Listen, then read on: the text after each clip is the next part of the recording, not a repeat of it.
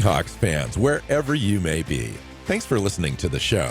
Join your hosts, Bill Alvstead and Keith Myers, as we talk Seahawks football.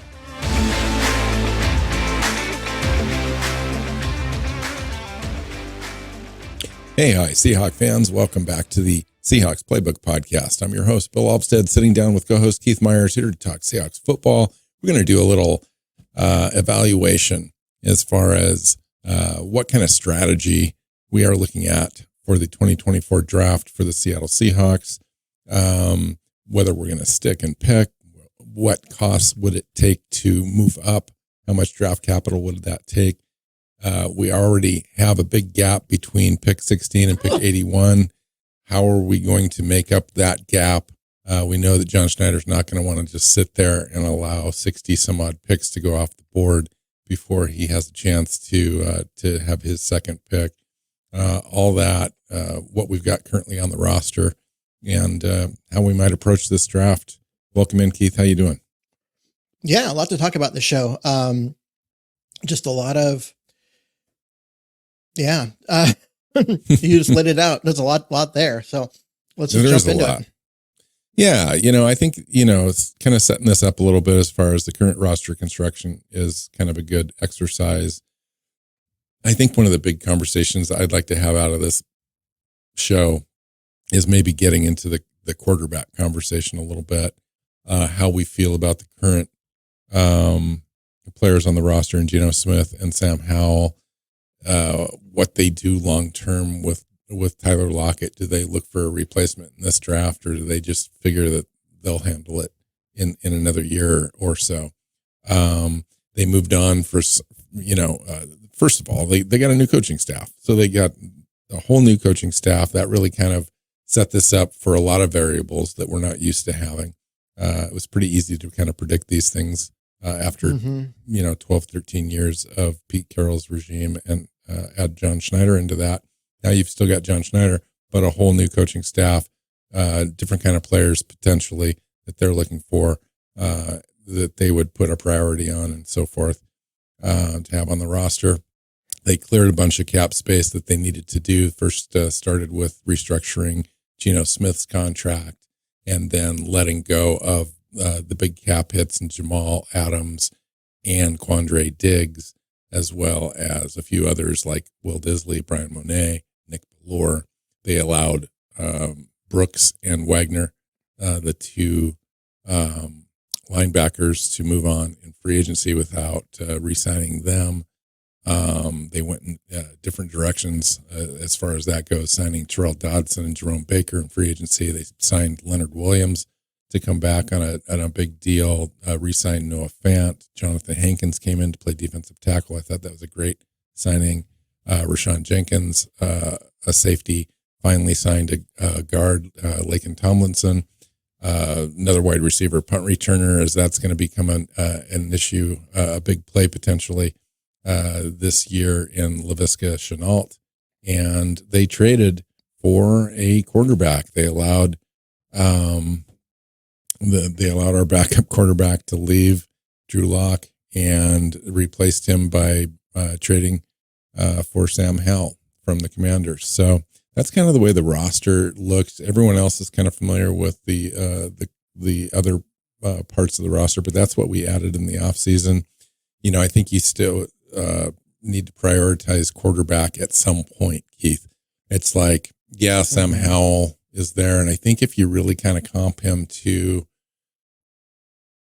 day 2, day 3 picks in this draft, he's actually pretty decent as he lines up against those guys. But if we're really going to look at a difference maker on this roster, a quarterback that's going to take us into the future, we already know Geno Smith's 32, 33 years old, and is limited. Now he's a good guy. He's a great teammate, all that kind of stuff, but he's a middle of the pack kind of quarterback in this league. Some would say, well, he's got a little bit more upside than that.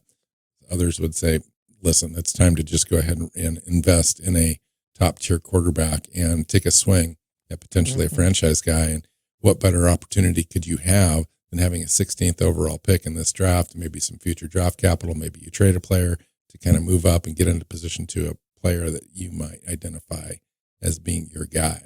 Especially since there's 6 quarterbacks in this draft that are, have a legit shot at becoming starting quarterbacks in this league. So this is a good year to make that jump. If there's a guy that you like and you think you can get up high enough to get it. Now, you're not getting up to number 1. Why aren't we paying more attention to that idea then, Keith, as kind of something that could be just completely realistic, maybe even the most realistic option that Seattle has in this draft? Because John Snyder doesn't do, if they wanted to do that, they were better positioned last year when they had the 5th overall pick. With lesser quarterbacks. Yeah. If you didn't get Stroud, you were going to kind of get stuck with something that maybe you were going to overdraft. Yeah. And so they were in a position, but they were there. Maybe they could have moved up from 5 and gotten Stroud, maybe moved all the way up to 1, given away the 5th overall pick and this year's 1st and, another pick, that kind of thing, moved up, got Stroud, and just been done with it. It's a lot harder to do it now. It really is. Yeah, you got to take a look at opportunity cost. You got to take a look at positional value. Seahawks sit at 16. That's the first pick in the draft. It's a real kind of interesting place to be, I think, in the draft when you take a look at strategy. Because if you're looking at Seattle's draft board, they likely have 15 to 20 players on their draft board that they've got a first-round grade on, which means that one of their players that they've got on their board with a first-round grade is probably going to be available to them, maybe 2 or 3. Mm-hmm. And do they stick and pick? Is there enough value there where they have to go ahead and extend that selection and run to the board with that 16th overall pick, or do they react earlier than that? Say somebody's available still, a quarterback that they've identified, whether it's Penix or maybe Drake May falls or Jaden Daniels or somebody like that, would fall to 9, get in some sort of realistic range where they've got the ability to go and do that, whether it's future draft picks or a player or pick 81 and a couple of 4th rounders and so forth, whatever it takes to get your guy. Because I noticed, in the history of drafts, and I've been around for a long time, seen these drafts, been involved in kind of a draft nick since the late 80s. And if you've got a guy and you're just committed to trying to get in a position to get your person, it seems like it tends to work out. It works out more often than not. And John Snyder's pretty good at moving around and moving up. Now, moving back and accumulating more picks, that's been more spotty for John over the years. Sometimes it works, sometimes it doesn't. More bodies, more selections doesn't always necessarily work out for long term as far as successful players on your roster. But when they've moved up, for example, like for Tyler Lockett, when they moved up for DK Metcalf, but you're talking about moving up into the 3rd round for Lockett, moving up to the very last. No, I know. Second round. I get that. We're not talking about moving up at the top of the draft. And historically, not just for Schneider, but for everyone, because of the rate at which first-round picks, especially top of the draft first-round picks, fail, you are statistically more likely to improve your team by moving down and accumulating more picks. Maybe in this range, yes. From 16 to 20 to 21, you're not going a huge distance. You're still able to pick up some value, maybe a 3rd-round pick. I can see that. And still be in a spot where you might be able to select a blue chip guy or just after that. But yeah, there's no guarantees in the draft. It's one of those things where, we've seen this before, Keith, where we trade down and it just doesn't work. I think we traded 2 or 3 times before we picked up I can't even remember his name now. The defensive end that ended up not LJ working Collier. out. LJ Collier. And then the Malik McDowell trade. We traded 3 times out of the first round into the second round, picked up Malik McDowell. We added Lano Hill, Tedrick Thompson, Mike Tyson in that trade. We did end up getting a 7th round pick that turned into Chris Carson out of that trade. That was the best thing out of that entire fiasco. So it can be a disaster for you as well as trying to knock it out of the park. What is your general philosophy on strategy as far as Seattle's at 16? You might be able to get a great player, a player that's going to really make a difference on your roster, an impact player, or trade back and maybe miss on that impact guy, but you've got some nice solid rotation pieces that you might have on the roster for at least 4 years. Well, it depends on who's there is really what it comes down to. If you're Schneider and let's say you've got 21 guys with first round grades, that means everyone from pick 22 onward, you're using a first round pick, but not getting a first round player, right? So you don't want to move down below that unless some other team starts picking guys that you don't have first round grades on. So if you get to 16 and there's 5 guys left that you have first round grades on, you can move back 4 spots and know you're going to get one of the guys that you really like, that you think is an impact player, that you think is a long-term starter. Unless there's one guy that just stands out above all else. Yeah. Because if the right guy falls, then that's a no-brainer, because you're not for you, Keith. What's the right guy in this draft class? Are you talking Dallas Turner, Brock Bowers? Are you talking Quinion Mitchell potentially? No, Felice Fuaga. This is an odd draft because a lot of these top guys, a lot of the guys that I have first round grades on, are offensive tackles, and Seattle doesn't need an offensive tackle. They need a center. They need linebackers. They need a nose tackle, right? But how many of those guys have first round grades? That's the hard part. And so I'm looking at, okay, who's my stick and pick? It's going to be, a guy like Drake May, if he falls. One of those guys that you take a swing. No idea. You take a swing. Absolutely. Yeah. If one of the top 4 quarterbacks falls, maybe if you think Penix is that guy, you could do it there. But I look at the rest of the guys. I mean, Marvin Harrison Jr. comes to mind. Neighbors comes to mind. These elite guys that should be in top 5. If they for some reason fall because there's a run on tackles and quarterbacks, and so you get a lot of those guys, and then teams start looking at defensive players, so the Jared Verses and the corners those guys, and the corners come off the board, and suddenly, your wide receiver is still sitting there on the board. You take him, and I know you don't need him, but he's the best player on the board, maybe one of the best players in the draft. If you take out positional value. So why not? You know what I mean? Just you go do that. But there's not a lot of those guys for me, because I don't think the team should take a tackle unless it's someone that can move inside and give you 3 tackles on the roster and you'll find a spot for all of them. But even then, I think you can do that moving down into the 20s. Is there any player other than the quarterback that you believe John Schneider would move up for in this draft? No. Can you see him doing it? No. Okay. The roster has too many holes and he doesn't have enough picks. What if he were to trade DK Metcalf? I'm just speculating.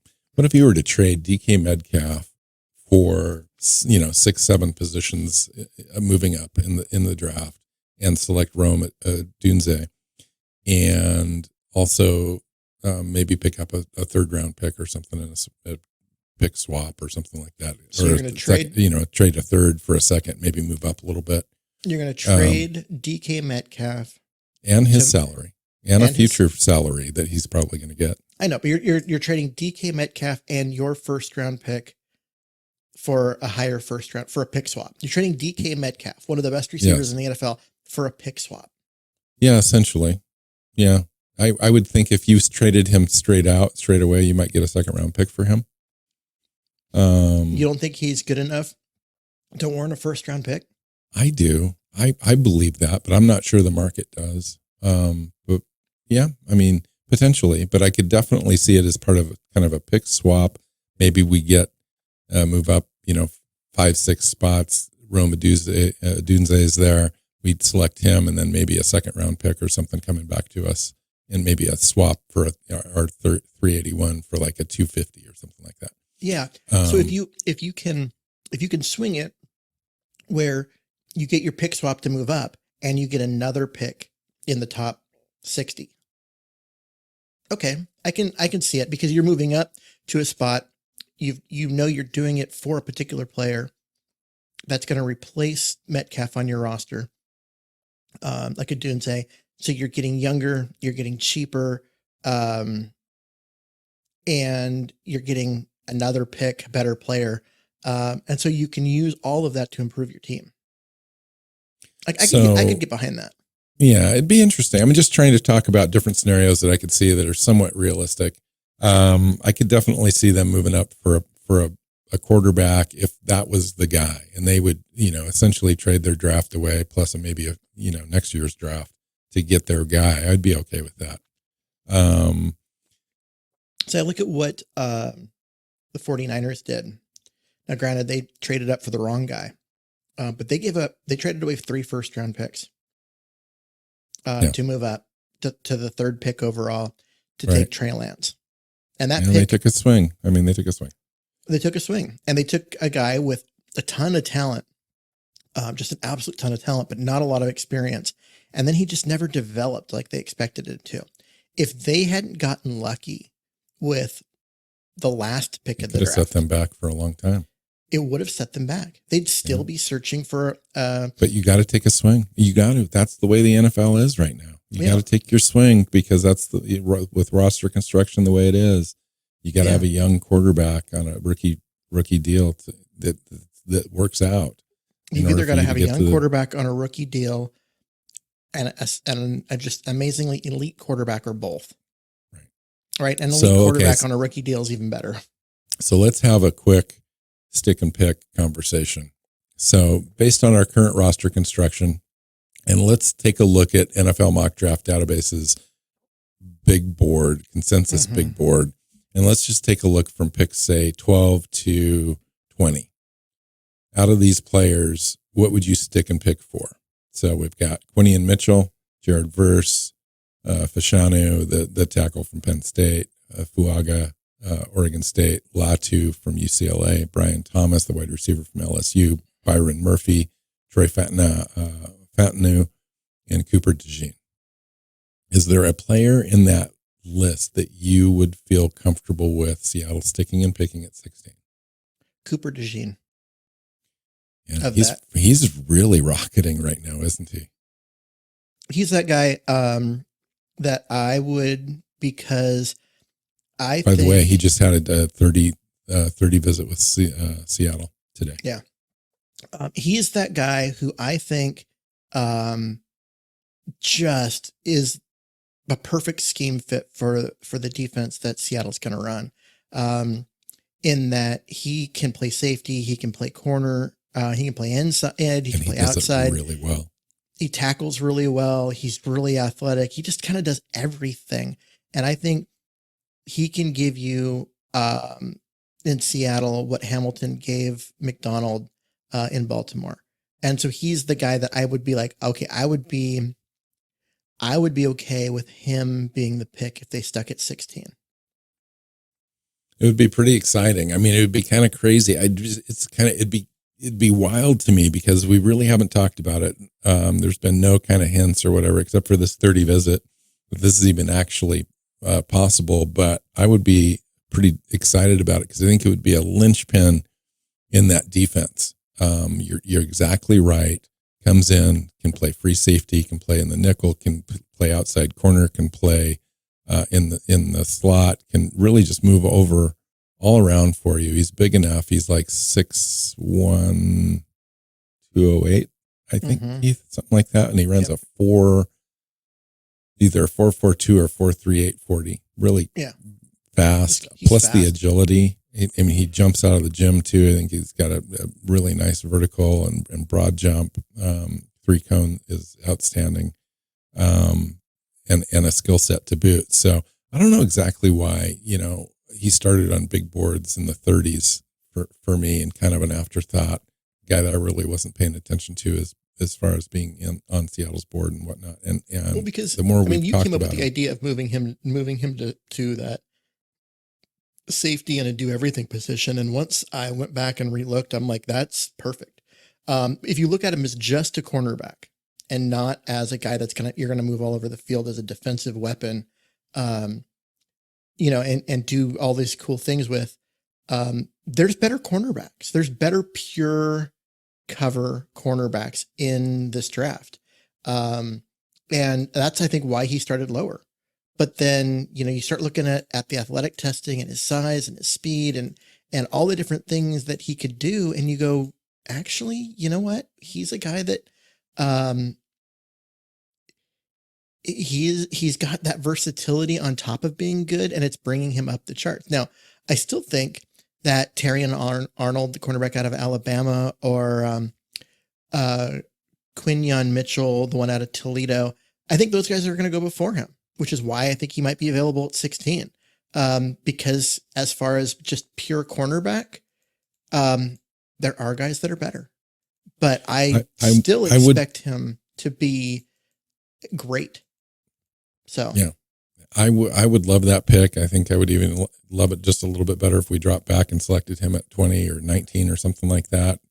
But if he's the guy sticking at 16, I really want Seattle to be able to pick up some draft capital in this draft. And one of the best ways to do it is to drop back out of that first pick at 16. But there are other ways to do it. So let's talk about the other ways. So we've already done the mock drafts where we've dropped back from 16 to 20 to 24 to 26. We've shown what kind of draft capital potentially we could pick up from that. What are some of the other ways that listeners can expect potentially on draft day for Seattle to accumulate more draft capital in this draft, Keith? Well, if you're not going to move back from 16, that's where you're going to get your moving down from 16 to 20. That's where you're going to get the most value, because you're only moving down a few spots, but those few spots are worth a lot, so you can get a lot for them. If you decide not to do that, whether there's the right player there or there just isn't the trade partner giving you enough for you to risk getting a guy that you want, then okay, how else do you get the draft? Well, the next spot to move down isn't until the 80s, right? And so you could do that, move down, from 81 and try and pick up some 4th and 5th round picks, but you're still not getting impact players by moving down. You're going to have to either trade a player, like move talent, in order to accumulate picks, or you're going to have to trade future draft picks for the ones in this year's draft. And that's usually hard to do because, GMs know that they have to make their team as good as possible, or they could be out of a job. So very few of them are going to be like, sure, we'll give you our 2nd round pick for a bunch of picks next year, because this is not a delayed gratification league, right? There are a few rosters that are really decent that don't mind kicking the can down the road a little bit. New England used to be great at that. San Francisco's pretty good at doing that. There's some Philadelphia has got a great roster that may and a lot of picks this year. So they might be willing to. And Arizona's got 10 picks in this draft, 11 picks, and a lot of high picks. I mean, they got 7 picks, I think, in the top 100. So that might be they're in our own conference, but we've executed trades with them before. I don't agree with the philosophy that you don't trade within your division. I think you don't give your division rival a quarterback unless they're really just dumping picks on you. Like you don't let them move up to get a quarterback, but you trade with them to do anything else. I'm not against trading with, any of the teams in the division. I don't think that it doesn't make them better. It doesn't, you know what I mean? If it's a chance, if you're making that trade, you're doing it because you think it's going to make you better. And if that's what's going to happen, if it's going to make the Seahawks better, then why do we care if it's Arizona's the trade partner? Right. Just as long as you're not, like, if I was Arizona, I wouldn't give up that 4th overall pick to Seattle, so that Seattle could move up and get their quarterback in the future. I think that would be a mistake if I was Arizona, unless Seattle was going to massively overpay. And that's just the nature of the NFL. But for anything else, why not? I don't agree with the thing that you don't trade within your division.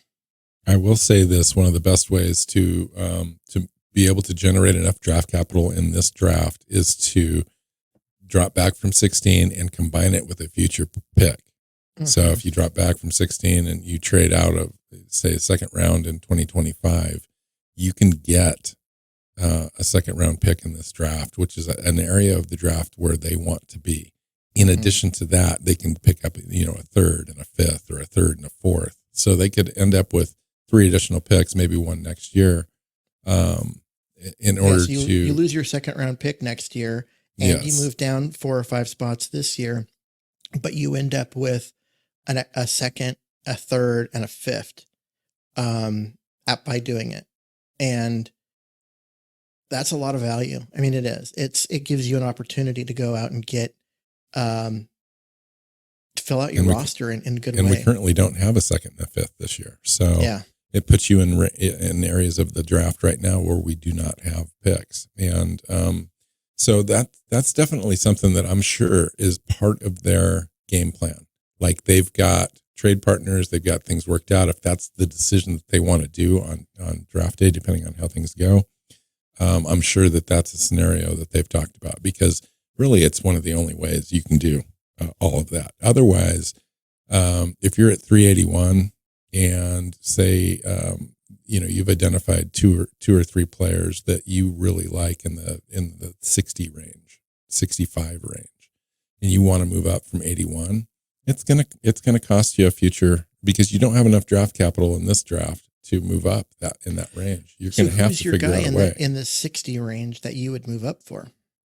That's a great question. Probably an offensive guard like Zach Frazier, or a really good safety like Javon Bullard from Georgia, or possibly a linebacker like Junior Colson, or the kid I've been talking about lately. I can't remember his name right now. Trotter.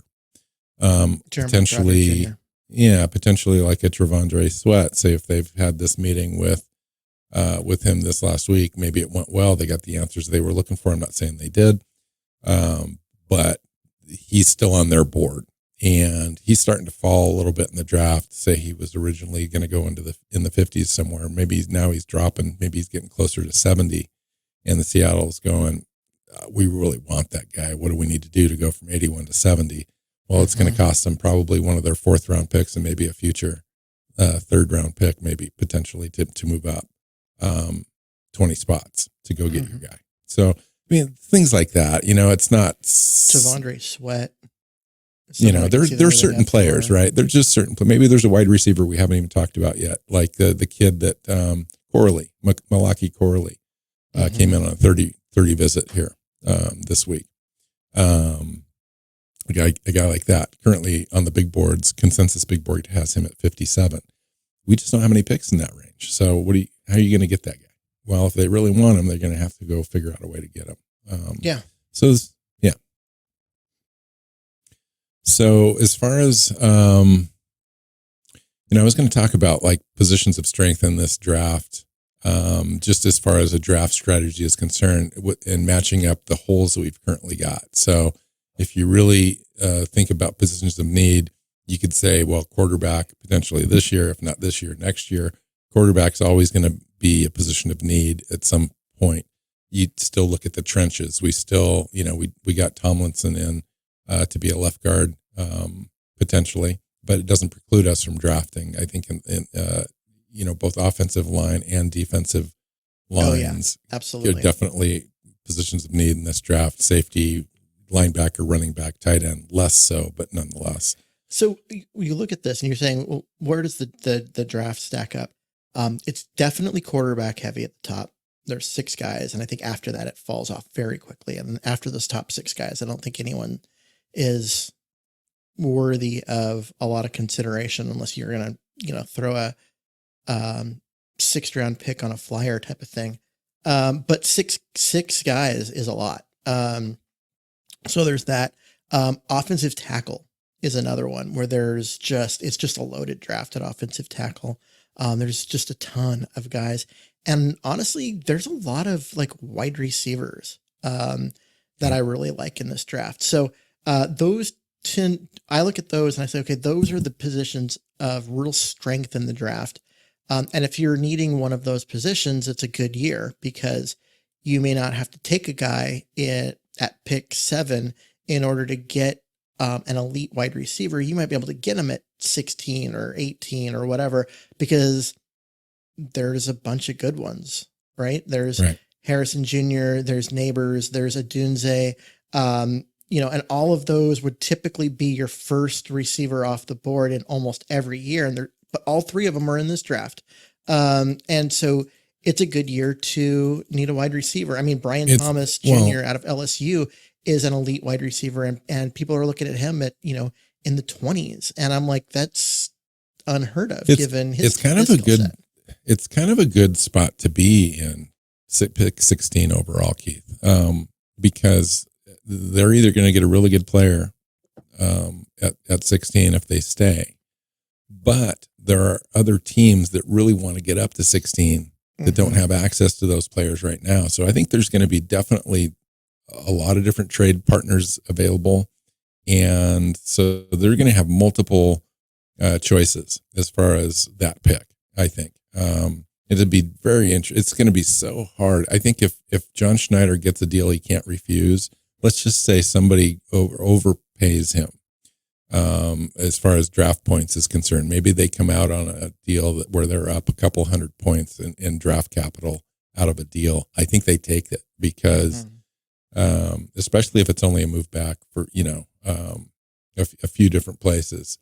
Well, I look at this and I go, okay, if you're at 16, who's going to move up and what are they going to move up for? Well, you've got, Penix, Bo Nix as possible move up spots. But really what I see is if you miss out on those first 3 wide receivers that I mentioned that are probably going to all go top 15, the next one on the list, Brian Thomas, is there. And then it's kind of a gap before you get down to like the Xavier Worthy out of Texas, who's probably a 2nd round pick. So if you're Buffalo and you miss out on the first 3 because they all go, early, how much are you willing to give to go up and get a guy that is going to be good? Because if you don't get, if you don't get Brian Thomas, then you're sitting there waiting for and hoping Xavier Worthy is still on the clock. Still on the board. And if he's not, then how far are you going? Kean Coleman? Yeah. Now or an offensive tackle.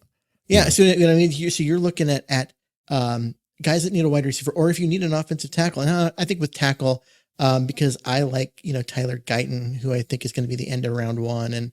And so maybe it's not quite the need, but wide receiver gives you one. And then the other thing is if you need an edge player, right, there's some really nice ones in this draft at the top. Well, if you, if you're sitting down there at 24 and you're looking and you're like, wow, we've got a gap after Latu, the one from UCLA, before the next one, we feel like we need to move up and get one that's going to be, like a legit player, then you're willing to pay to move up and make sure that you don't miss out on one of the elite ones, because then it's a long stretch down a big board before you get to the next one. So, Yeah, the best case scenario for Seattle is to have all of the quarterbacks go. If you're not going to do a quarterback, if you're Seattle, to have all the quarterbacks come off the board, to have, 2 or 3 of the wide receivers come off the board, and like 3 tackles, a couple of the tackles, and have Dallas Turner sitting there, and Jared Verse and Brian Murphy and Terrion Arnold, right, and have Troy Fontenot sitting there too. So you've got like 4 or 5 picks where they're completely coveted, and you've just got massive choice now because A, you can drop back 3 or 4 spots and still get one of those guys, or B, trade out, give somebody else those guys, and get the rest of your draft set up. Well, the thing is that you may, if they're, you're looking at that situation, if someone wants to move up and get one of those guys because they really want a particular guy, you can move back 3 or 4 spots and still get one of those guys, one of those blue chip guys that you want, because the draft fell in a way where a bunch of players that you want are all available. Yeah. That's what I was running into. I think it's likely too that the quarterbacks are gone because you've got, let's see, the Bears, New Orleans, potentially Las Vegas, Denver, Minnesota in front of you. Mm-hmm. Yeah. Minnesota starts at 11, Denver, Las Vegas, 12. Right there. Those teams need quarterbacks, and so they could reach for Bo Nix. They could reach for Penix a little bit. Well, and you've also got Atlanta range at 8, as well as the top 3. Yes. And potentially somebody trading up, to get one. So there's a lot of need, and they're all above you. And so, you could see teams trade up to try and get in front of guys. But even if that happens, the other guy's still taking, okay, well, we wanted, we wanted Jaden Daniels, but we can't. So now we're going to go ahead and take Penix and be okay with that. And then you're looking at, okay, all these really nice players just dropped because all the quarterbacks are gone in the first 12 picks. Okay, so that sounds fantastic. How about the opposite? What is the absolute worst case scenario for Seattle? The top 4 quarterbacks go. The defensive linemen like Byron Murphy are gone. And basically you're looking at Cooper DeJean goes right before you, and you're looking at a choice between a bunch of offensive tackles that are good that you don't need, or a Jared Verse who's really good, but you don't need. He fits better maybe in a 4-3 potentially too. Yeah. You might look at him that way. And so there's just no fit really for you at 16 because the guys that you want are gone. And the players that are no available, trade partners, right? Yep. The players that are available aren't the players / positions that you are interested in. That would be the worst case scenario. And we've seen that happen to Seattle a couple of times, in the last decade or so.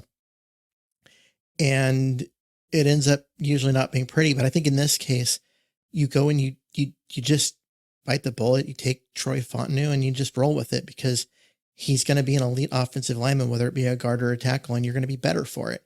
I think you do that over reaching for position of need, and, trying to find someone like, I'm trying to think of a good example here. Edgerrin Cooper, the linebacker out of Texas A&M, because you're way over drafting that, or Peyton Wilson out of NC State, because you're like, oh, we need a linebacker, and we don't really want to draft, these other positions. I think that would be a mistake. I think it's you definitely have to resort to best player available, top player on your board. Go get the right player. And I think even in the worst case scenario is that, you've got the way the draft falls. If you have to, you get into a spot where like the guys that you want are gone. The only way that happens is if Penix is sitting there. Maybe he's just the best player available. And you go, you know what? Let's just do it. Let's throw it in there and roll with it and hope his knee stays healthy. Because otherwise, like, somebody has to drop. You can only have 6 or 15 players off this board. So somebody has to be there. I really think there's more than 15 first round grade players. And I know that some of them are positionally not what you want. Like you don't want really Quinion Mitchell or Terrion Arnold, the cornerbacks, because you don't really want to invest more at that position when you have other just gaping holes in your roster. But Byron Murphy's probably there. What if Brock Bowers is the best player on the board? If Brock Bowers is still there at 16, who's the next best player? Because no, I ask that because it's all about gap. That's funny. No, it's not. You know, like Brian Thomas, maybe. You know, like if it's down to Brian Thomas and Brock Bowers, you take Brock Bowers. Fashanu, the Penn State offensive tackle, which I'm not really enamored with. I'm not either. And I think he's maybe right Joe tackle. Alt. Maybe Joe Alt's there. You know, and so you've got these couple of tackles plus Brock Bowers. Those are the 3 players on the board that have the highest value, positional value. Mm-hmm. But Seattle really, I mean, do you really want to go spend 16 on a tight end? Maybe you do. Maybe he becomes your second best weapon on your offense next year. Not this year, but next year. Well, I think you do, because I think the gap between him and the next best non-tackle is big. That's what I said, is who is the next best player, because it's not about, just, we don't want him. We'll just whatever the next best player is. It's because what's the gap? Because if you're like, okay, we're not going to take Joe Alt and Fashanu, the guy out of Penn State. We aren't going to go that route because they are, they're not the versatile player that Fontenot is that can slide inside. They've got to be there. So basically you're picking a person that's a backup in year 1 unless somebody gets hurt. And you're like, we're not doing that at 16. Or you're moving somebody. Or you're moving, but none of the guys that you've currently got project better inside than they do at tackle. Well, I mean, moving. I mean, you could trade. You could trade Charles Cross, for example, if you had to. If you had to. But you know what I mean. So you're looking at. It's just hard to do that, and it's like, okay, if the next best player that you want, that you wouldn't mind drafting, is Brian Thomas. I like Brian Thomas. I think he's going to be a good pro. But Bowers he's just unique as a tight end. He's just so athletic at that size. He's elite. Yeah, I think he's probably, if you were to just do a big board without positional value, just pure players, talent. Yeah, he's like second or third best player in this draft, I think. Yeah. He would be up there, just pure athleticism and everything. And so I think at that point you do it. Because again, like I said, it comes down to what's the drop off from him? If your choice is between him and Byron Murphy, maybe you take Byron Murphy simply because defensive tackle is much more important to winning at the line of scrimmage and being an elite defensive team than a tight end helps your offense. But yeah, I mean, the draft would have to fall in a really weird way for that to happen. Mm-hmm. In order for it to be Bowers with no other great option. I think what would need to happen is, and I've seen this happen many, many times, is you've got the 2 corners go early and you got somebody like, Fatno that goes early. And a guy like, Bowers tends to fall, at least in my mocks anyway. Mm-hmm. Yeah. Anyway. But yeah, I mean, it comes like being at 16. I mean, like I said, there's only 15 spots above you. So you're going to have 4 quarterbacks go. Let's say 5 quarterbacks go. Cause you want to take Penix off the decision chart, right? Okay. Well, what are the other 10 players that come off the board? Find me a group of 10 other players that if you take off the board makes you sit at 16 and go, wow, this sucks. Because there's more than 10 other players that you would really enjoy having on your roster. I agree. Interesting. Is there any other bit of information you want to cover in today's show? I would say that I was sitting here looking at what it would take to move up, and using the draft chart thing. And let's say Seattle wanted to move up to 10. pick 118 and 179 is not enough to get you there. So you have to. How about 118 and a 4th round pick from 2020? No. How about a 3rd round pick from 2025? That I can't do on this particular because I can't won't let me do for next year. But I'm just saying, just in this draft, to move up, you'd have to give up. And if you give up both your 4th round picks, which is 118 and what is it, 108, 102, 102. It's too much. Like you're giving up. You have to make sure you're getting something back, like maybe a 5th round pick in return in order to even that out. And it just becomes really hard to make that work because of that. So you're moving up. Pick, so yeah, you're moving up, but it better count because you just pretty much just gave away your draft in this year. I mean, because you're really going to end up. You'd have 10, 81, 102, and you wouldn't have 102 anymore. You just yeah. So if you did that, if you gave up 118 and 102, so you'd have 10, 81, 179, and then some late round picks. Like that would be what it would take to move up and 6 spots. Yeah. And who would you do that for? Would you do that for Dallas Turner? No. Would you? So just a quarterback is the only reason you'd move up. Yeah. The only way that I'd give up on a draft and only get like a couple of players, I better be getting my quarterback. Drake may better have fallen to Chicago. Would you do it for McCarthy? I don't know. I probably would, just simply because I want a quarterback, but I don't think he's as sure a thing as a lot of people think. Wow. So wow. Okay. Yeah. So our next show, we're going to do draft targets at different levels of the draft. So I think we kind of started doing here, but we started doing, but I think we should do, 1st round, 2nd round, 3rd round, and just, have like 3 or 4 targets in each of those areas that we like for the Seahawks. And then we'll do our final mock draft, towards the end of next week or towards the end of the week here. And then next week is draft week. So we're 10 days now away from the draft, Keith. Crazy. I know. It's weird. It feels like we've both been doing draft stuff forever and that it snuck up on us. Yeah. At the same time, like it can't be both, but yet here we are. I'm looking forward to this year's draft. I think it's going to be a lot of fun, really interesting. We're going to learn a lot because I think we're going to learn a lot about what the new coaching staff wants in players. And now that Pete Carroll is no longer choosing the archetype of every player, how does it change? Because you and I have been doing this for long enough.